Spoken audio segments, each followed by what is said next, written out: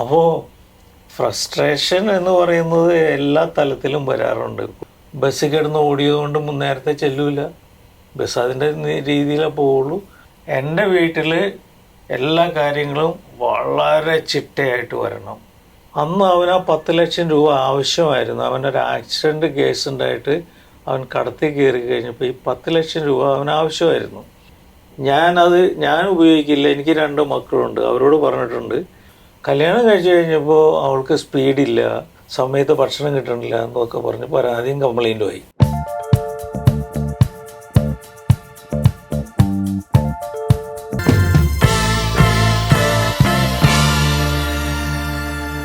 ഇപ്പോൾ ഈ ദാമ്പത്യ ബന്ധത്തിൻ്റെ ഒരു കാര്യം പറഞ്ഞുകൊണ്ട് ഞാനൊരു കാര്യം ചോദിക്കട്ടെ. അപ്പോൾ ഇന്നത്തെ കാലഘട്ടത്തിലെ ഈ ദാമ്പത്യ ബന്ധങ്ങൾ ഒരു അണ്ടർസ്റ്റാൻഡിങ് എന്നതിൽ നിന്ന് മാറി ഒരു അഡ്ജസ്റ്റ്മെൻ്റ് ആയിട്ട് മാറുന്നുണ്ടോ? അഡ്ജസ്റ്റ്മെൻ്റ് ആണ് മിക്കതും.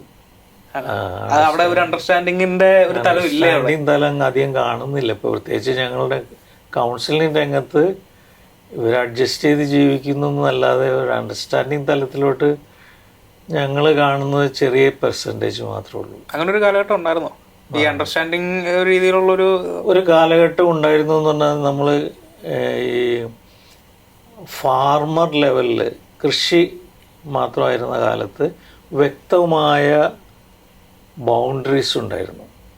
ഭർത്താവ് ബ്രെഡ് വിന്നർ, ഭർത്താവ് കൃഷി ചെയ്യുന്നു, കളക്ട് ചെയ്യുന്നു, അല്ലെങ്കിൽ ബിസിനസ് ചെയ്യുന്നു, എന്നിട്ട് വന്ന് വീട്ടിലിരിക്കുന്നു. ആ പാട്രിയാർക്കൽ ആണ് എൻ്റെ സിറ്റുവേഷൻ.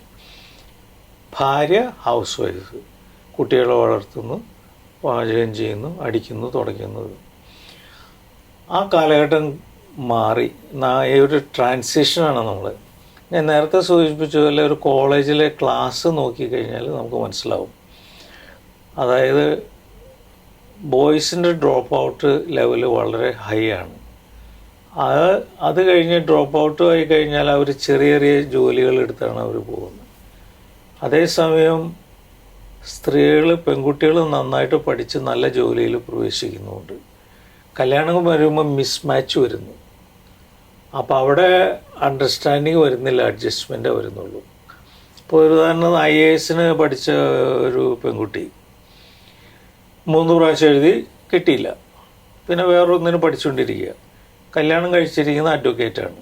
അവർക്ക് ഒത്തിരി പ്രോപ്പർട്ടിയൊക്കെ ഉണ്ട്. പക്ഷെ അത് കഴിഞ്ഞിട്ട് വേറൊരു ജോലി സാധ്യത വന്നപ്പോൾ ഈ IAS കിട്ടാതിരുന്ന തൊട്ട് താഴെയുള്ള ആളെ അവരെടുത്തു, സെൻട്രൽ ഗവൺമെൻറ്. ഏതാണ്ട് IAS തുല്യമായ രീതിയിലുള്ള സംവിധാനങ്ങളുള്ളതാണ്. ആ ജോലി കിട്ടി. അപ്പോൾ ഭാര്യ ഏതാണ്ട് IAS തുല്യമായ ജോലി ചെയ്യുന്നു. ഇതേ അഡ്വക്കേറ്റ് എന്ന് പറഞ്ഞാൽ ഇപ്പോൾ അഡ്വക്കേറ്റ്സിന് ചുരുക്കം പേർക്ക് നല്ല തുക കിട്ടുന്നുള്ളൂ, അല്ലെങ്കിൽ വല്ലപ്പോഴും വരുന്നൊരു കേസിൽ കൊണ്ടാണ് ജീവിച്ചു മാറി. അപ്പോൾ ഈ അന്തരം, ഫിനാൻഷ്യലായിട്ടുള്ള അന്തരം തന്നെ ഭയങ്കര പേഴ്സണലായിട്ടുള്ള ഡിസ്റ്റൻസ് വന്നു. അപ്പോൾ അവിടെ അഡ്ജസ്റ്റ്മെൻറ്റ് മാത്രമേ പറ്റുള്ളൂ, അണ്ടർസ്റ്റാൻഡിങ്ങും പറ്റില്ല.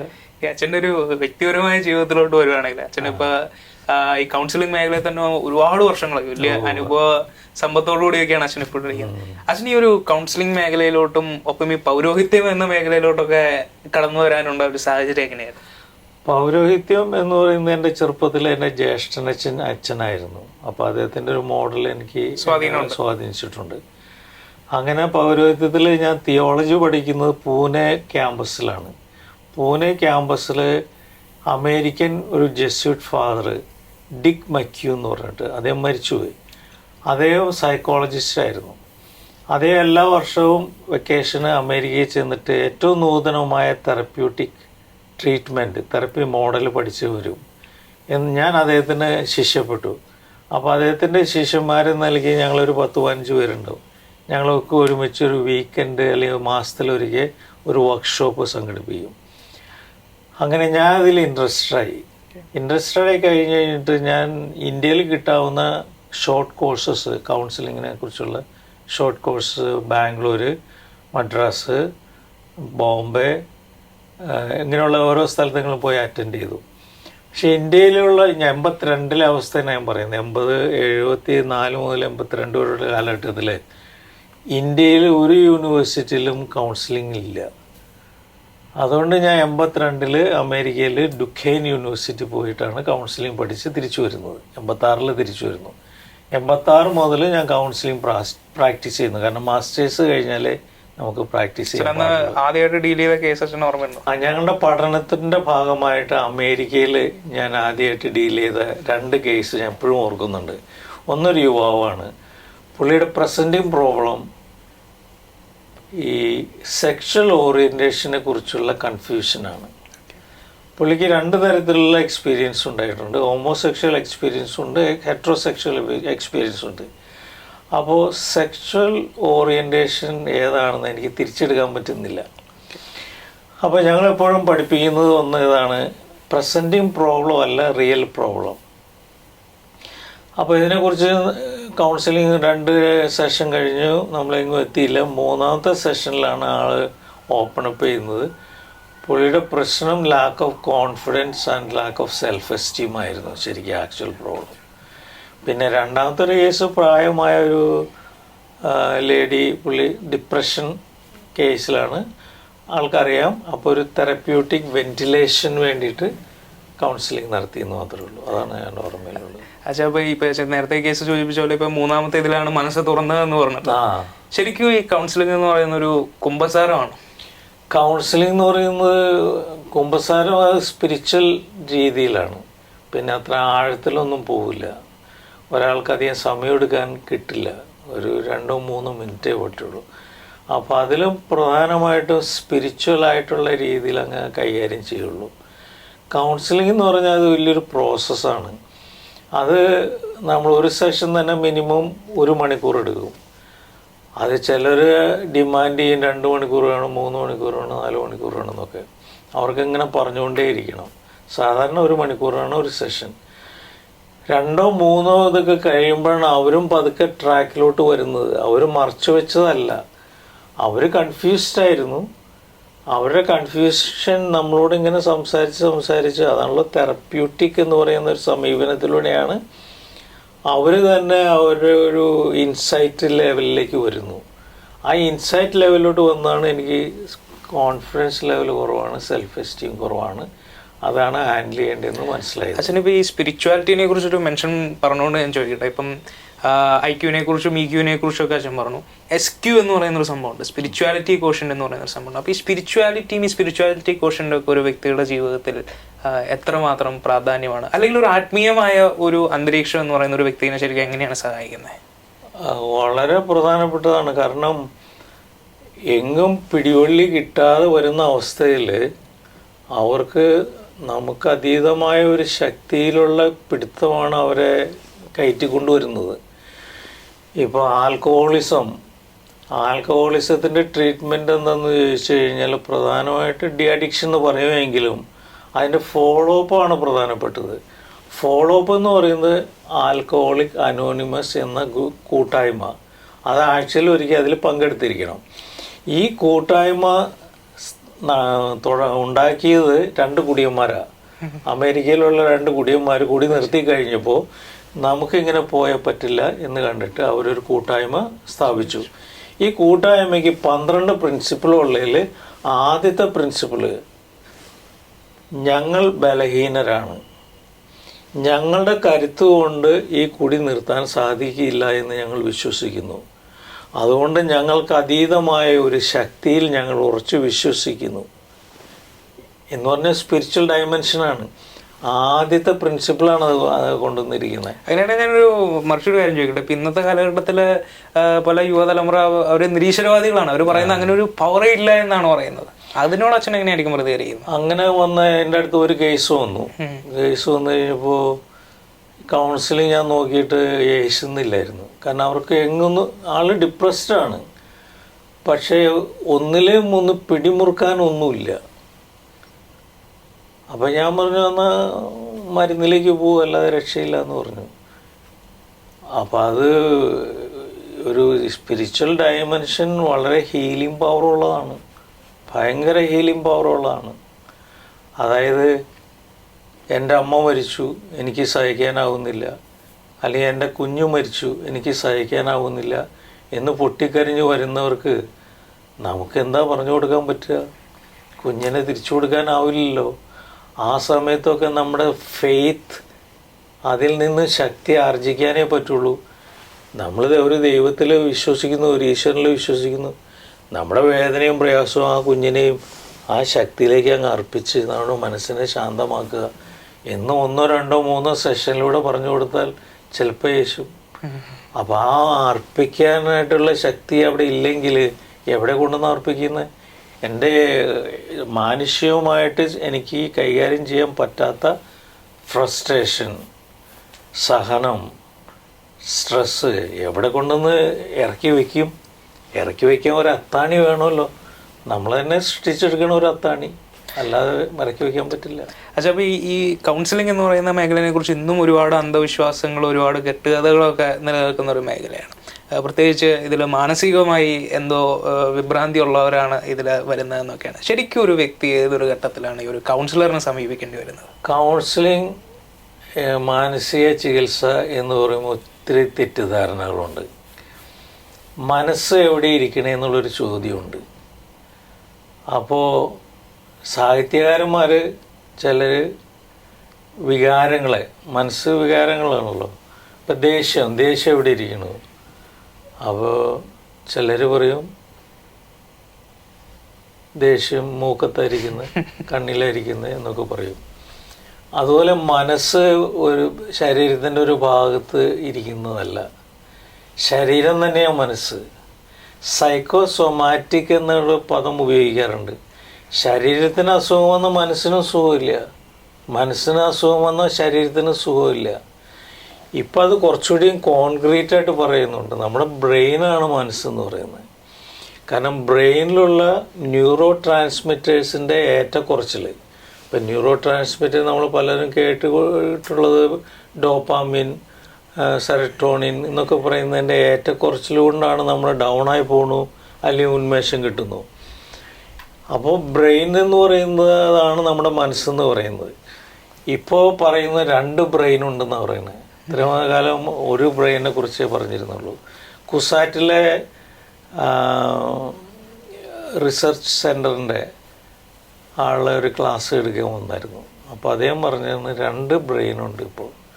രണ്ടാമത്തെ ബ്രെയിൻ എന്ന് പറയുന്നത് ഗട്ട് ബ്രെയിനാണ്. അതായത് നമ്മുടെ വയറ്, ആ ഭാഗം, കുടൽ ഭാഗങ്ങളും ഒക്കെ ഒരു ബ്രെയിനാണ്. അതെന്ന് വെച്ചാൽ ഇപ്പോൾ ഈ സെറട്ടോണിൻ ഉൽപ്പാദിപ്പിക്കുന്നത് ഗട്ട് ബ്രെയിനിലാണ്. എന്നിട്ടാണ് അത് നമ്മുടെ തലയിലോട്ട് ആനയിക്കുന്നത്.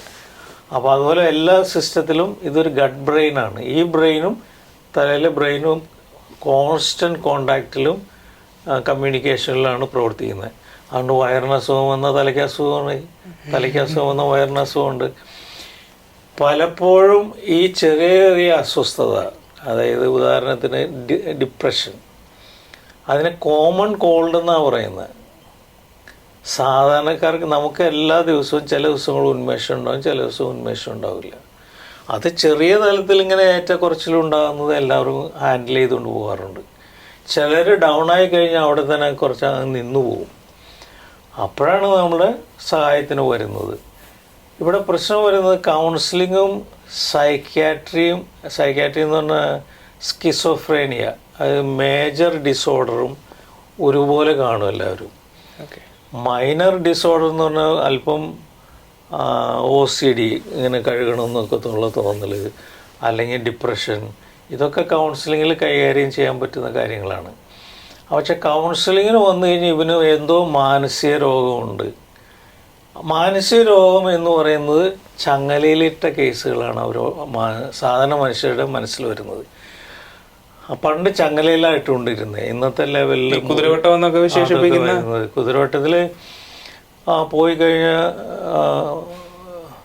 നമുക്ക് ആദ്യത്തെ ബിൽഡിംഗ് കാണാൻ പറ്റും, അത് കളഞ്ഞിട്ടില്ല. അവർ ചെയ്തുകൊണ്ടിരിക്കുന്നത് പഴയ ബിൽഡിങ്ങിനെ റിപ്പയർ ചെയ്യുകയല്ല ചെയ്യുന്നത്, പുതിയ ബിൽഡിംഗ് പണിയാണ് ചെയ്യുന്നത്. അപ്പോൾ ലേറ്റസ്റ്റ് ബിൽഡിങ്ങിലുള്ള സംവിധാനവും പഴയ സംവിധാനവും നമുക്ക് കാണാൻ പറ്റും, പക്ഷെ ചങ്ങലയിലിടുന്നില്ല. പക്ഷെ ആ മുറികളൊക്കെ വളരെ ഇരുമ്പഴിക്ക് ഉള്ളിലാക്കുന്നത്. ഇന്ന് അതിന് പറ്റിയ മരുന്നുകളുണ്ട്, വളരെ ചുരുക്കം കേസുകളൊക്കെ ഇരുമ്പഴിയിലൊക്കെ ഇടുകയുള്ളൂ. അത്ര അഗ്രസീവ് ആണെങ്കിൽ മാത്രം, അല്ലെങ്കിൽ മരുന്നിൽ കൈകാര്യം ചെയ്യാൻ സാധിക്കും.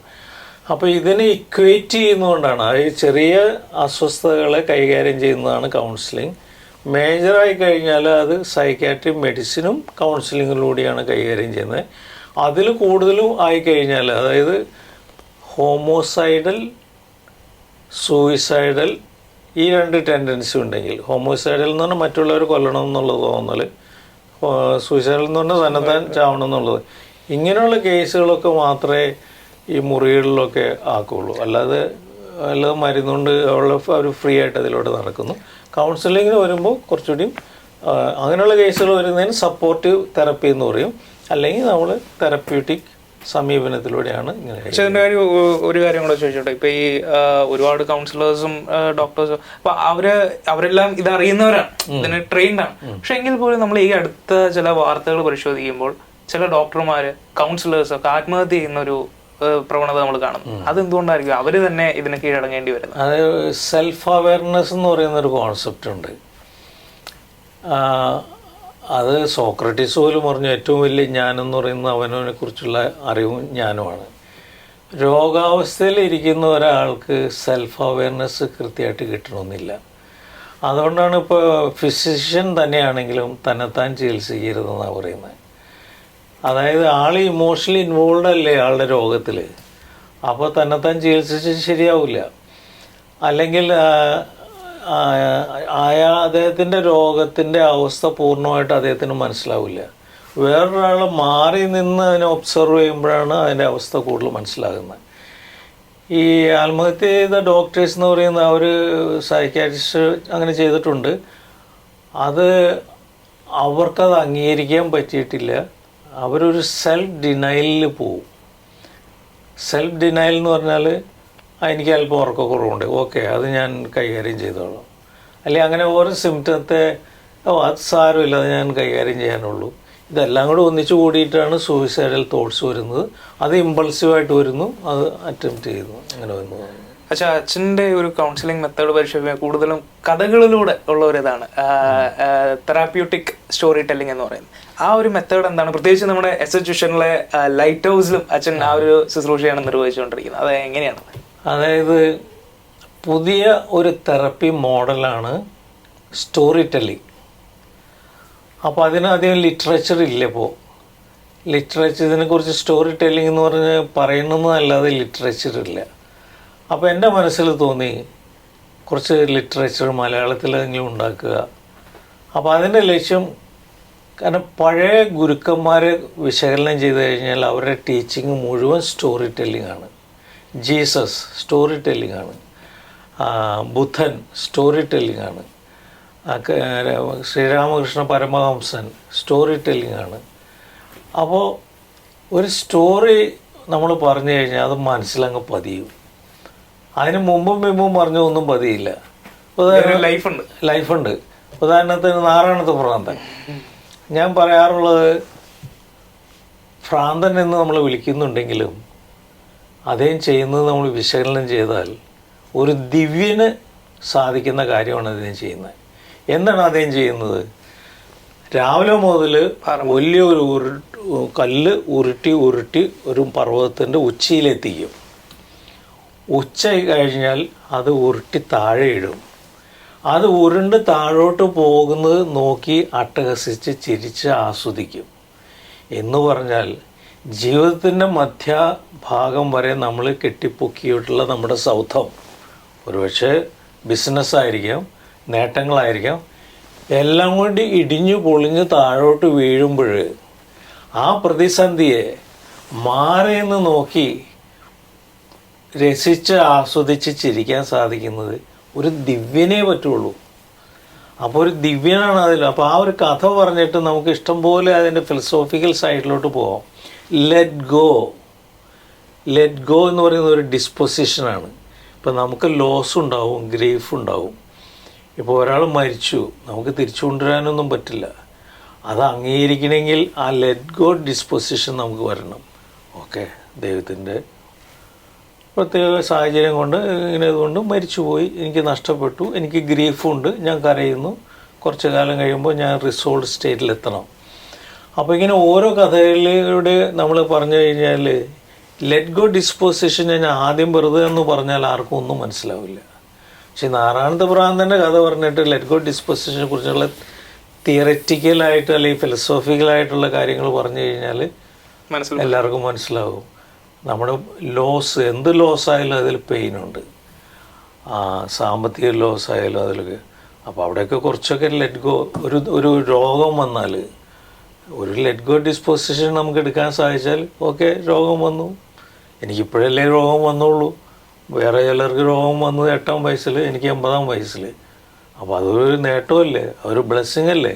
ഇതാണ് ലെറ്റ് ഗോ ഡിസ്പോസിഷൻ നമ്മളെപ്പോഴും പഠിക്കുന്നത്. അച്ഛനിപ്പോൾ ഈ മെത്തേഡ് ഉപയോഗിച്ചുകൊണ്ട് കഴിഞ്ഞ 250 ഞായറാഴ്ചകളിലായി നമ്മുടെ എസ്എച്ച്യൂഷനിൽ ലൈറ്റ് ഹൗസ് എന്ന പേരിൽ ഒരു പരിപാടി അല്ലെങ്കിൽ ഒരു സുദീർഘമായ ഒരു ശുശ്രൂഷ തന്നെ ചെയ്തുകൊണ്ടിരിക്കുകയാണ്.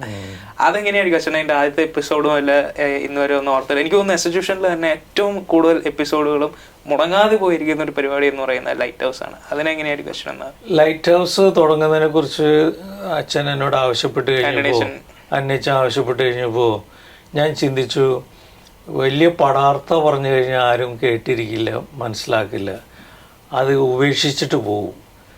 അപ്പോൾ ഓരോ ലൈറ്റ് ഹൗസിലും ഗൈഡൻസ് കൊടുക്കുന്ന, അപ്പോൾ കൊച്ചുകുട്ടികൾക്ക് മാത്രമല്ല പ്രായമായവർക്കും ഗൈഡൻസ് കൊടുക്കുന്ന തരത്തിൽ ഇതിനെ അവതരിപ്പിച്ച് കഴിഞ്ഞാൽ അപ്പോൾ അതൊരു ലൈറ്റ് ഹൗസ് ആവും. ലൈറ്റ് ഹൗസ് ലൈറ്റ് ഹൗസ് കപ്പലിന് ഗൈഡൻസ് കൊടുക്കുന്നതാണല്ലോ. അപ്പോൾ എല്ലാ പ്രായക്കാർക്കും കൊള്ളത്തക്ക വിധത്തിലുള്ള ചെറിയ കഥകളിലൂടെ അത് കഴിഞ്ഞിട്ട് അതിൻ്റെ പിന്നിലുള്ള വാല്യൂസിനെ കുറിച്ച് ചെറുതായിട്ടൊന്ന് അവതരിപ്പിക്കും. ഇപ്പോൾ കാക്ക ഒരു കഷ്ണം ഇറച്ചി കിട്ടി, അത് സ്വൈരമുള്ളൊരു സ്ഥലത്ത് നിന്നിരുന്ന് കൊത്തി തിന്ന് ഇത് പോയി കഴിഞ്ഞ് പെട്ടെന്ന് സ്വരം കേട്ട് പുറകോട്ട് നോക്കിയപ്പോൾ 3-4 കഴുകന്മാർ വരികയാണ്. ഇത് ഭയങ്കരമായിട്ട് വ്യസനിച്ച് ഞാൻ എൻ്റെ ജീവിതം അപകടത്തിലായി എന്ന് പറഞ്ഞു കഴിഞ്ഞപ്പോൾ കഴുകന്മാരുടെ ഗുരുദേവൻ കണ്ട്, നീ വല്ലാതെ ഭയന്നിരിക്കുന്നു, നിനക്ക് എന്തു പറ്റി? പിറകോട്ട് നോക്കിയാൽ കഴുകന്മാരെ എന്നെ കൊത്തി തിന്നാൻ വരുന്നു. എടാ, അവർ വരുന്നത് നിന്നെ കൊത്തി തിന്നാനല്ല, നിന്റെ ചുണ്ടിലെ ഈ ഇറച്ചി കഷ്ണമല്ലേ, നീ അത് താഴെ ഇട്, അതങ്ങ് ലെറ്റ് ഗോ ചെയ്യുക, അതങ്ങ് വിട്ടുകള.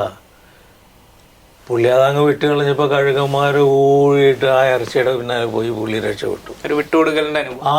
ഒന്ന് ചെറിയ ചില സംഭവങ്ങളിൽ ഒന്ന് വിട്ടുകൊടുക്കൽ വന്നു കഴിഞ്ഞാൽ തന്നെ നമ്മുടെ ജീവിതം തന്നെ അപകടത്തിൽ നിന്ന് രക്ഷപ്പെടുന്നത് ഒരു വിട്ടുകൊടുക്കലിൻ്റെ ഭാഗമായിട്ടാണ്.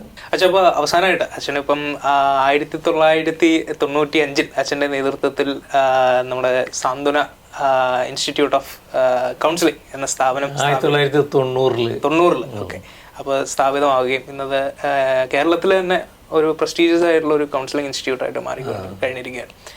സ്ഥാപനത്തെ കുറിച്ച് അച്ഛൻ എന്ന് പറയാം, അവിടുത്തെ സേവനങ്ങളെ കുറിച്ചൊക്കെ ഒന്ന്. ഞാൻ പറഞ്ഞല്ലോ, പൂനെയിലെ ക്യാമ്പസിലിരിക്കുമ്പോൾ എൻ്റെ മനസ്സിൽ മറ്റുള്ളവർ വെട്ടിത്തെളിച്ച വഴിയിലൂടെ നടക്കുന്നതിന് പകരം പുതിയ വഴി വെട്ടിത്തെളിക്കണം എന്നുള്ളൊരു ചിന്ത വന്നു. അങ്ങനെ ഇരിക്കുമ്പോഴാണ് ഈ ഫാദർ ഡിക് മക്യൂവിൻ്റെ കൂട്ടത്തിൽ ഈ കൗൺസിലിംഗ് ടെക്നിക്സ്, തെറപ്യൂട്ടിക് ടെക്നിക്സ് പഠിച്ചുകൊണ്ടിരിക്കുന്നത്. അപ്പോൾ ഇത് തന്നെ നല്ലൊരു കാര്യം. കാരണം കൗൺസിലിംഗ് സെൻറ്റേഴ്സ് എന്ന് പറഞ്ഞാൽ അന്ന് ആ കാലങ്ങളിൽ ഇല്ല, 90കളിൽ 80കളിലൊന്നും കാര്യമായിട്ടില്ല. അപ്പോൾ ഒരു കൗൺസിലിംഗ് സെൻറ്റർ ഞാൻ ആ ക്യാമ്പസിൽ വെച്ച്, അത് 74 ഞാൻ മനസ്സിൽ ഇങ്ങനെ വിഭാവനം ചെയ്തു. പക്ഷെ ഞാൻ സുപ്പീരിയേഴ്സിനെ അതിലോട്ട് തള്ളി നീക്കുകയൊന്നും ചെയ്തില്ല. അത് എൻ്റെ മനസ്സിലുള്ളത്, ഇപ്പോൾ ഒരു പാത്രത്തിൽ ഒത്തിരി നെന്മണികളുണ്ടെങ്കിൽ അതൊന്ന് കുലുക്കി കഴിഞ്ഞാൽ ഓരോ നെന്മണിക്കും അതിൻ്റെ ഒരു നിശയുണ്ട്, അവിടെ ഇരിക്കും. അപ്പോൾ എൻ്റെ നിശ അത് തന്നെ വന്നോളും. അപ്പം ഞാനിത് വേണമെന്നൊന്നും ശാഠ്യപ്പെടുത്തില്ല. അങ്ങനെ ഇരിക്കുമ്പോഴാണ് സുപ്പീരിയർ പറഞ്ഞു, നമുക്കിങ്ങനെ ഒരു സ്ഥലമുണ്ട്, നമുക്ക് തുടങ്ങിക്കൂടെ കൗൺസിലിംഗ് സെൻറ്റർ. ഞാൻ ഏറ്റെടുത്തു. അന്ന് 90 മുതൽ തുടങ്ങി 95 വരെ 35 വർഷം അവിടെ പ്രവർത്തിച്ചു. 2025 35 വർഷം. നമ്മൾ എന്തൊക്കെ സേവനങ്ങളാണ് അവിടെ നമ്മൾ കൗൺസിലിംഗ് ഉണ്ട്, പിന്നെ കൗൺസിലിംഗ് കോഴ്സുണ്ട്, ട്രെയിനിങ് പ്രോഗ്രാമുണ്ട്, പ്രാക്ടീസ് ചെയ്യാനുള്ള അവസരമുണ്ട്, ഇൻറ്റേൺഷിപ്പ് പോലെ. പിന്നെ കുട്ടികളുടെ പ്രശ്നങ്ങളുണ്ട്, പഠനപരമായ പ്രശ്നങ്ങൾ, LD ലേണിംഗ് ഡിസോർഡറിനെ കൈകാര്യം ചെയ്യാനുള്ള സംവിധാനം, ADD അറ്റൻഷൻ ഡെഫിസിറ്റ്, ODD ഇങ്ങനെയൊക്കെയുള്ള കുട്ടികളുടെ കാര്യങ്ങൾ കൈകാര്യം ചെയ്യാനുള്ള സംവിധാനം, അതിൻ്റെ ട്രെയിനിങ് ഉണ്ട്, റെമീഡിയൽ ടീച്ചിങ്ങിനുള്ള ട്രെയിനിങ് ഉണ്ട്. പിന്നെ പുസ്തകത്തിൻ്റെ പബ്ലിക്കേഷൻ ഉണ്ട്. നമ്മൾ 22-23 പുസ്തകങ്ങൾ പബ്ലിഷ് ചെയ്തിട്ടുണ്ട്. പിന്നെ CD നമ്മൾ പബ്ലിഷ് ചെയ്തിട്ടുണ്ട് ഓരോ കൗൺസിലിംഗ് വിഷയം കുറിച്ച്. അപ്പോൾ അങ്ങനെ പബ്ലിക്കേഷനുണ്ട്. തെറപ്യൂട്ടിക് ആയിട്ടുള്ള തെറപ്പിയുടെ കോഴ്സുകൾ പഠിപ്പിക്കുന്നുണ്ട്, വർക്ക്ഷോപ്പുകളുണ്ട്. പിന്നെ പുറത്തുനിന്ന് എക്സ്പെർട്സിനെ കൊണ്ടുവന്ന് ക്ലാസ് എടുപ്പിക്കുന്നുണ്ട്. അങ്ങനെ ഫുൾ സ്വിങ്ങിലും മുന്നോട്ട് പോകുന്നു. പക്ഷെ അപ്പോൾ ഞങ്ങളോടൊപ്പം ഇത്രയധികം സമയം ചെലവഴിച്ച് ഇത്രയധികം പല കഥകളൊക്കെ പറഞ്ഞതിന് ഒരുപാട് നന്ദി. അച്ഛൻ്റെ ഈ ജീവിതവും അച്ഛൻ്റെ പ്രവർത്തനങ്ങളൊക്കെ അനേകർക്ക് സ്വാതന്ത്ര്യമാകുവാനായിട്ട് ഇടയാകട്ടെ എന്ന് ആശംസിക്കുകയാണ്. സോ താങ്ക് യു അച്ഛാ. Thank you.